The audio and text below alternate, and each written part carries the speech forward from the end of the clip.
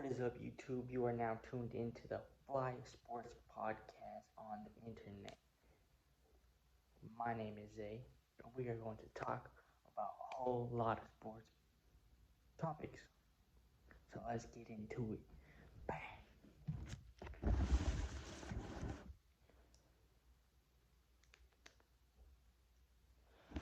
So, I think we should start breaking down the standings.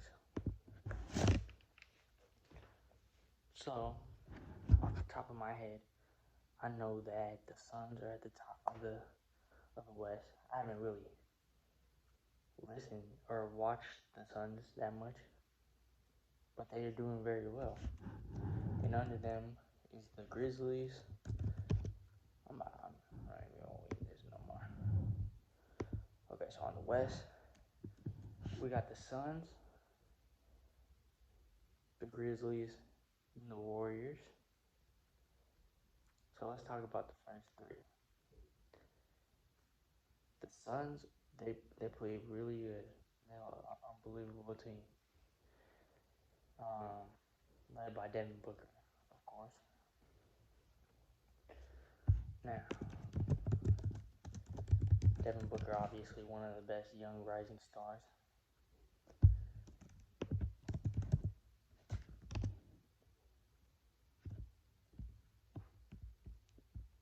He's averaging 26.5 points, 5 rebounds, and about 5 assists,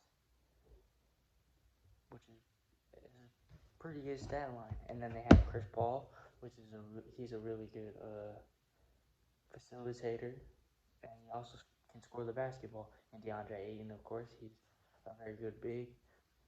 He holds it down, getting blocks, getting rebounds. He's one of the biggest big men in the league, so nobody could stop him.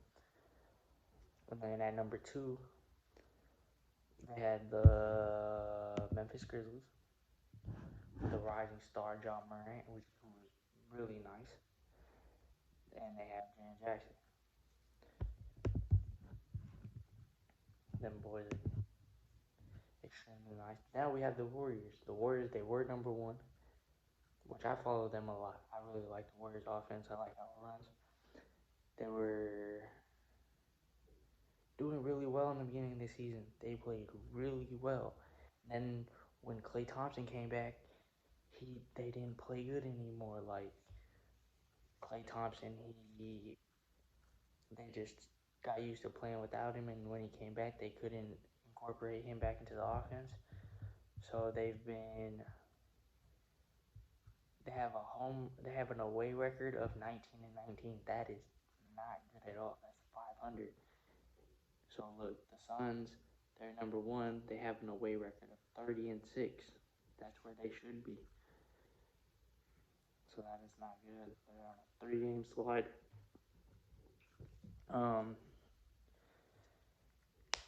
Hopefully they can figure it out. I was on board with in the first half of the season before Klay Thompson came back. I was like, the Warriors are gonna win the finals. Like, but now it's just I don't know. I don't know what's gonna happen. Hopefully they can figure it out. There's about 30 games left in the season, and we'll see what happens. You know, under them we have the Mavericks. Luka Doncic, he's an amazing player. Obviously, the offense runs strictly around him. The Jazz, the Mavericks. I've always said that when this current like stars, LeBron, Durant, all of them, when they process out of the league, I thought Luka Doncic was going to be at the top, and they made a little bit of a switch. They traded Porzingis for Spencer Dinwiddie, which I think was a nice move. Porzingis wasn't really helping them that much. I think they just need something else. Like, I think Dinwiddie's more of a facilitator. Luka obviously is a monster. He's a scorer, and he's just a really good player. But I think they need to put more good players around him. So then we had the Jazz. I don't really want to talk about the Jazz. Nuggets, everything around. So that's gonna be the Mavericks, the Jazz, the Nuggets, the T-Wolves, and the Clippers. The Clippers, they just got Paul George back. It should be back on the rise. They'll probably be in this 5, 6, 7, probably. As it sits right now, it would be the play-in Timberwolves, Clippers, Pelicans, and Spurs. The Lakers are out. Lakers are 11th. They're behind the Spurs, which is the Lakers. They're an extremely weird team for me to talk about. It doesn't make any sense why they're not good. Like LeBron James is supposed to be one of the best players ever. Like, I mean, I'm not knocking LeBron or his play. I think last year, or no, not the bubble year. The year before that, he should have got MVP. Then the bubble year, no, oh, I'm lost. But he's a really good player. I think if the team was performing better, he'd probably win MVP. They're just not performing. It doesn't make sense to me why they're not the best team in the league. LeBron is supposed to be one of the best players of all time, and he does what he does. Anthony Davis is extremely inconsistent. He's always getting hurt. I think, and Russell Westbrook, obviously. I just don't think the styles of play mesh very well. Russell Westbrook is like he plays his own game, and he doesn't really know how to do anything else. He can't be the point guard. At the height of this Lakers team, when they won the finals, Rondo was their point guard, right? Rondo was their point guard, and all Rondo does is pass. He's not a scorer. He's just a facilitator. By the way, Rondo's like my favorite player of all time. But he's just a facilitator. He doesn't score the basketball. He just passes. You know, he's a pass first point guard. Russell Westbrook, he's not that player at all. He gets his own basket. He knows how to get his own basket, and on that he plays his own game, which is, I don't think it meshes well with LeBron, the Lakers. I think on paper they have a really good team, but it's just like it doesn't work very well. I also think that Frank Vogel isn't a very good coach. I think with the circumstances of them being in the bubble and how the finals played out, it just worked really well because it was only like pickup games, and they had the two best players in the league, so of course it's going to work out.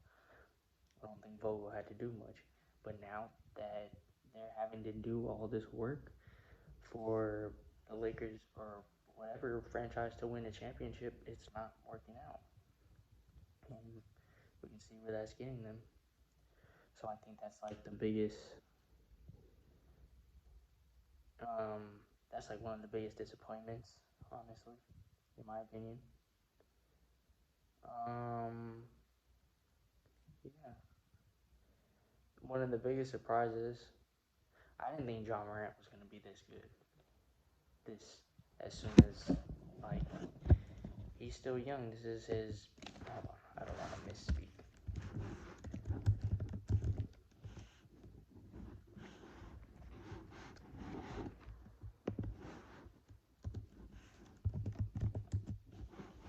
He's only 22 years old.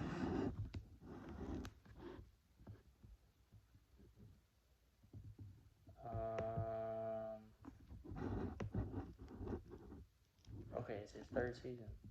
So him and Luke are like in the same category. I believe that those two are going to be the future of the NBA. So The Grizzlies to me are like one of the biggest surprises. Um, and yeah, the Timberwolves are actually really surprising too, because I really like the Timberwolves team with D'Lo and Anthony Edwards and Karl Anthony Towns. I think they have one of the best teams, but they've just never played well together. And D'Lo, he kind of fell off after he left the Nets.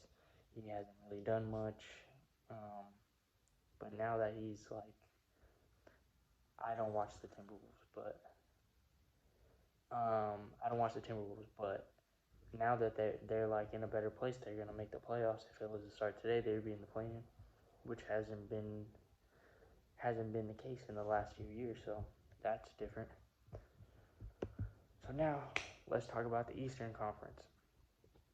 The Heat are at the top, which is really crazy to me that the Heat are at the top. I really like the Heat team. I just with the Heat, I didn't think that they would mesh well because they have so many personalities and so many players on their team that I think would never mesh well. I don't. Um, oh, okay. So that makes sense. I was looking up whether or not Victor Oladipo has come back, and he has not. So he's yet to come back. They got Jimmy Butler. Jimmy Buckets, he's unbelievable. He played crazy in that finals in the bubble that I spoke about before, where the Lakers won, which is, I mean, I didn't want the Lakers to win. I'm not a Lakers fan. I don't like the Lakers at all. I don't like LeBron more than I don't like the Lakers, but Jimmy Butler, he played really good. And Bam, I like Bam ever since he came out of Kentucky. And the Bucks, I think the Bucks are gonna be decent for the next however many years Giannis plays. We'll see what they do in the playoffs. It's always hit or miss. I think last season that they won, um, I don't know. We'll see. What the Bucks, they're hard to judge for me because I don't know if I don't. I want to say that was a fluke last year, but we'll see what they do in the playoffs this year. Um, I don't know. And number three, the Celtics. That's my team. It's my favorite team. It's been my favorite team since I was a kid. Obviously, I spoke about Rondo being my favorite player. Jason Tatum, he's the future. But we'll see how they turned it around in the first half of the season. They played terrible. And then in the second half of the season, they started Jaylen Brown and Jason Tatum. They started figuring out how to coexist. So we'll see. We'll see what happens in the playoffs. The Celtics have always just been like a team that they could just never figure it out in the playoffs. I don't think. Um, and then under them, they had the 76ers. 76ers, they have James Harden and Joel Embiid. I think that's like the best duo in the NBA, other than LeBron and Anthony Davis, of course. But they don't. Anthony Davis is always hurt, so I think that's the best duo in the NBA. I think if they figure out how to play well together, then it could be really interesting to see what happens in the playoffs. I think they're a sleeper. I think the 76ers, they can make something happen in the playoffs. And then the Bulls they played really well in the beginning of the season. Um, yeah, and then the rest of the league. Oh, obviously the Nets. The Nets, they're eighth. They're eighth in the East, which is,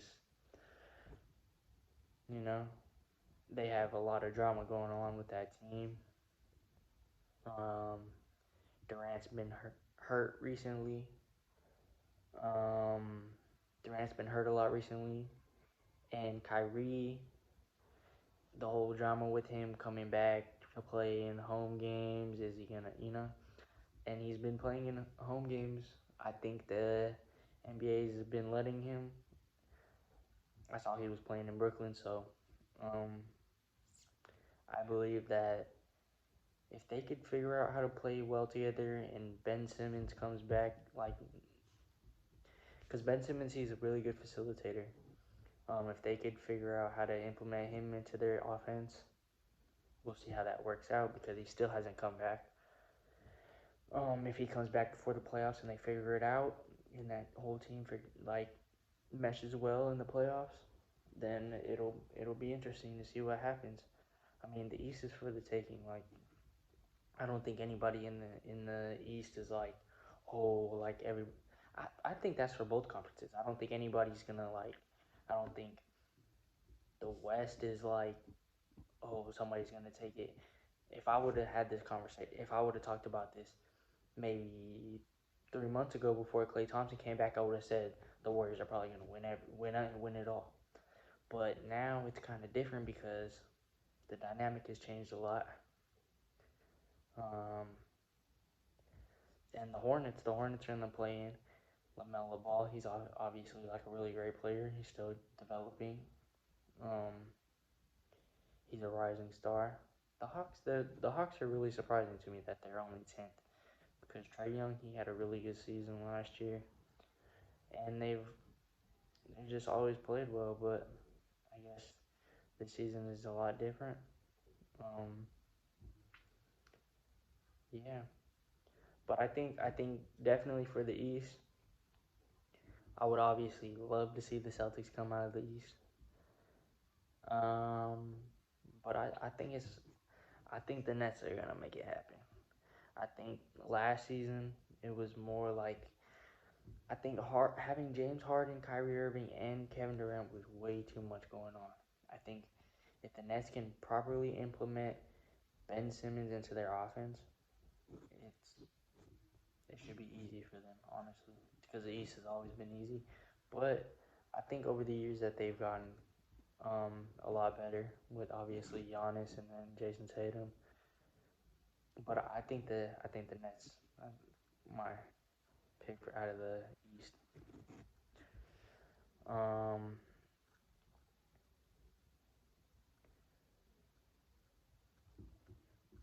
mm,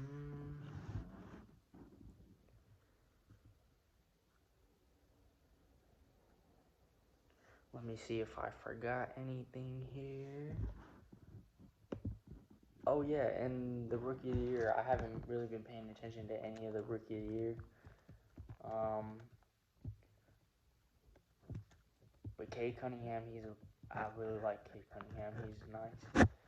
He's first in points with 16.9 points a game, almost 17 points a game, and he has 5.4 assists and 5.9 rebounds. It's crazy how the game has changed a lot. Um, how different it is. Um, I think with the wave of like how Russell Westbrook and James Harden have changed the game, as far as like triple doubles go, I don't think players have ever gotten triple doubles before they really made it a thing. Obviously, Oscar Robertson did it a long time ago, but that was just never a thing. You never hear like players get um, triple doubles, and I brought that up because right here it says Kate Cunningham has um, two triple doubles this season. So, um, which that was never really a thing. Like players didn't get triple doubles really that that I remember. Obviously they did, but it wasn't like that um, that popular. Um, so now I want to talk about the MVP. So at the top they have Joel Embiid. Joel Embiid, he averages 30 points a game, 11 rebounds, and 4 assists. Now I really like Joel Embiid. Um, I I guess they would have to see what happens in the playoffs. James Harden has never performed in the playoffs. The 76ers, they've never performed in the playoffs. So I think if they can make a run, like a decent run in the playoffs, then I think that would be really interesting to see what would happen. I think that would be the determining factor. Like if the 76ers would make it to the conference finals, if they play the Nets or like if they play Boston or if they play Miami in the conference, I think they have to make it to the conference finals in order for him to win the MVP. And Jokic right under him, and Giannis and Jason Tatum and Luka.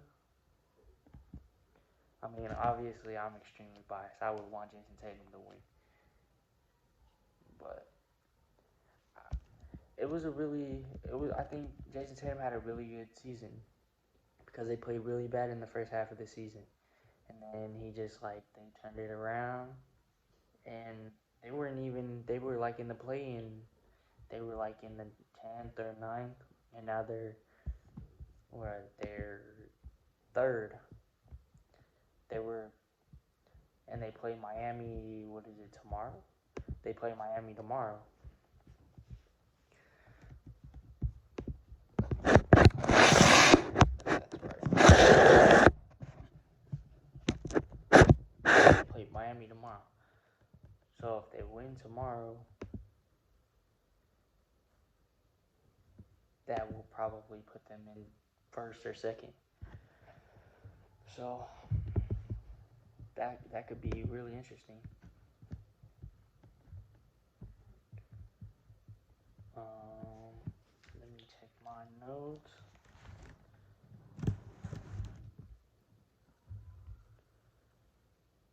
Oh, and also a big thing that could play a big factor with the Celtics, with their success or their decline in success. Robert Williams just got injured. He just tore his meniscus. Hold on. I believe it was his meniscus. Yeah, has a torn meniscus.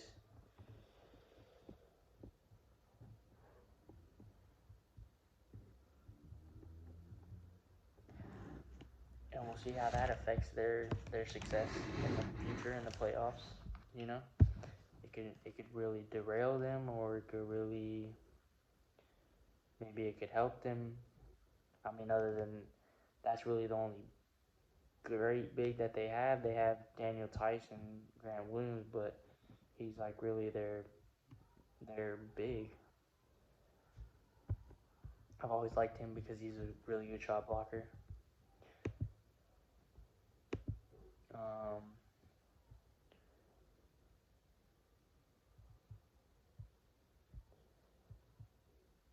and Paul George, he just came back from Paul George. He just came back from injury tonight. Actually, I think the Clippers lost though.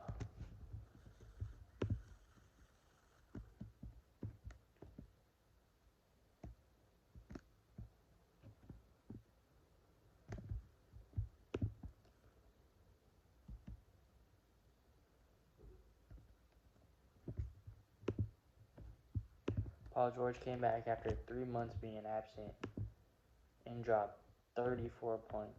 Those are crazy numbers. Oh, they did win. Okay, and they beat the Jazz. So I think that's a really good sign for Clipper fans. If you're a Clippers fan, I think that's a really good sign. No telling when Kawhi Leonard is going to come back, but I think Paul George is going to really help that team out and get them back to where they should be, which you never know with the Clippers. They've never really done anything in the playoffs, but you never know. You never know. Um,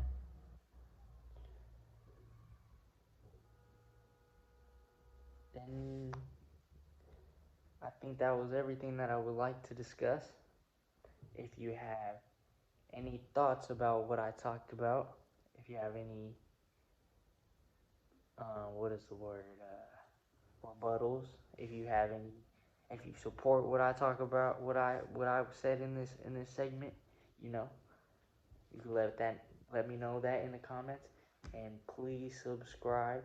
I would like to get a camera and a mic. That is that's the, you know, I would really want to get a mic and a camera. And if you guys subscribe and like the videos, that would help me out a whole lot. So yeah, thank you. And I don't know how often I'm going to do this. So let me know down in the comment section below how often I should drop these type of videos. Like a podcast type of just chop it up about sports. That's what I would like to do for the rest of the basketball season. So yeah, let me know how often I should do that. And I'm gone. Zay out. Bang.